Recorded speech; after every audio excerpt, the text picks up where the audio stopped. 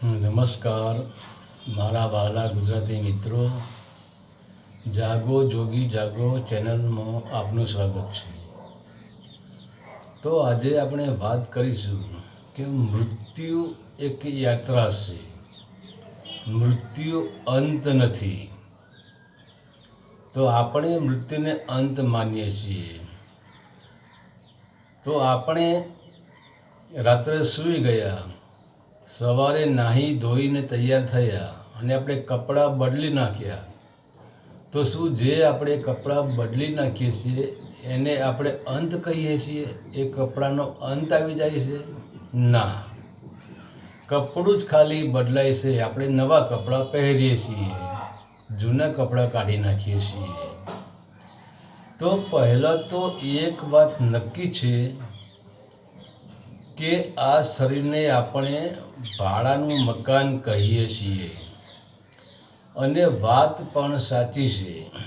કેમ કે 5 તત્વએ પોતપોતાનો થોડો થોડો હિસ્સો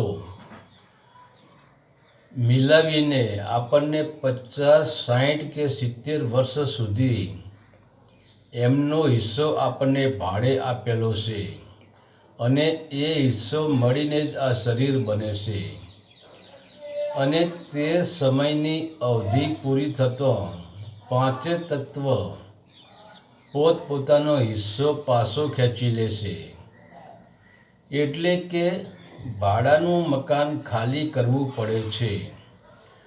પરંતુ આપણા અંદર એટલી બધી બેહોશી ભરેલી પડી છે, કેમ કે આપણે વિષય, વાસના, મોહ, લોભ અને અહંકારથી બનેલો ખતરનાક શરાબ પી ગયા છીએ।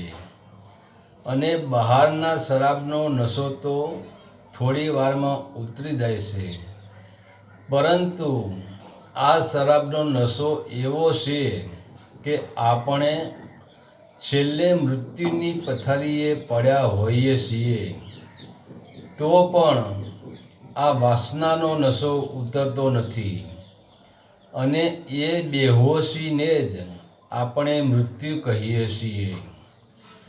તો હવે આપણે એક મકાન, ભાડાના મકાન દ્વારા જ મૃત્યુને સમજવાનો પ્રયાસ કરીશું।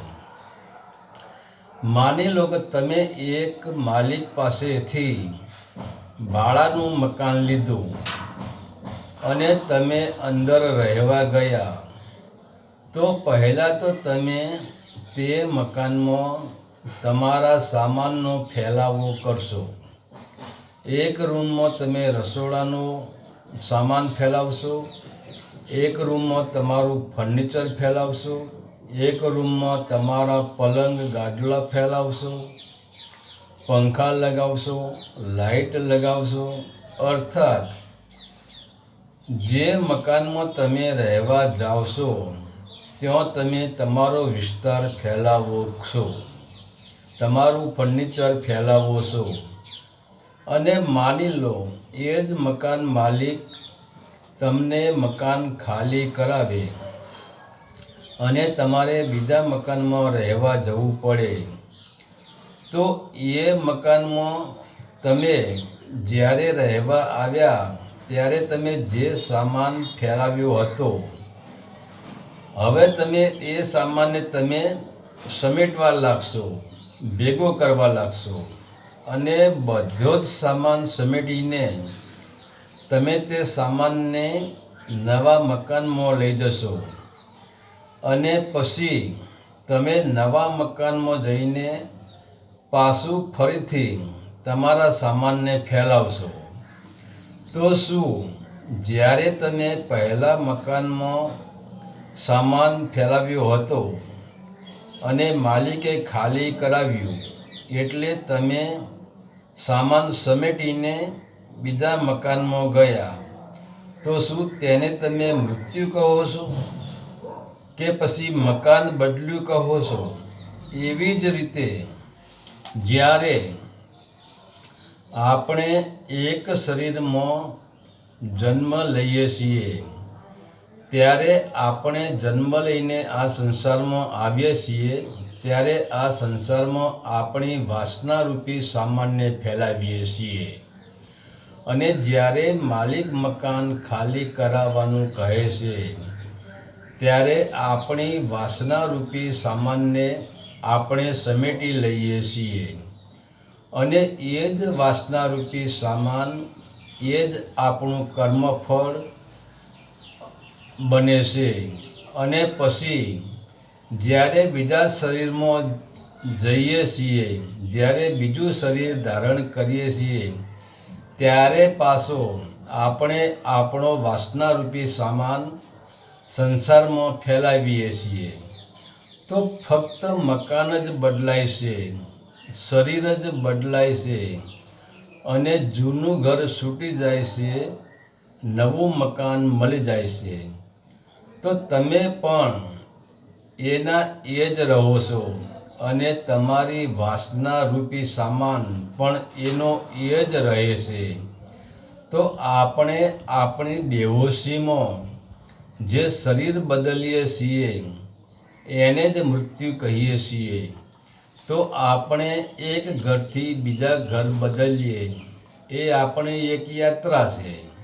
એક ભાડાનું મકાન માલિકે ખાલી કરાવ્યું તો પછી આપણે બીજું મકાન તો ગોતવું જ પડશે.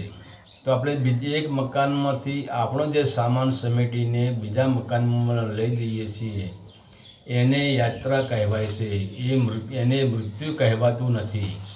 કેમ કે બહારની દૃષ્ટિએ તમે જુઓ, મકાન બદલાવાથી, મકાન ખાલી કરવાથી, બીજા મકાનમાં રહેવા જવાથી તમે મરી જતા નથી, તમારો અંત આવતો નથી.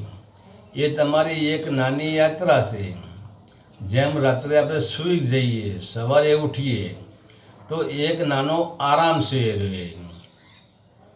મૃત્યુને જે આરામ છે, જે આપણને આરામ કરવાનો અવસર મળ્યો છે, એક અવસર છે આરામ કરવા, યાત્રાનો અવસર છે. તો એ યાત્રાના અવસરને આપણે મૃત્યુ માની બેઠા છીએ. પરંતુ આપણું મૃત્યુ થતું નથી. ફક્ત શરીર જ બદલાય છે, ફક્ત ઘર જ બદલાય છે, ફક્ત કપડો જ બદલાય છે. હરિ ઓમ તત્સત. આદેશના પ્રણામ.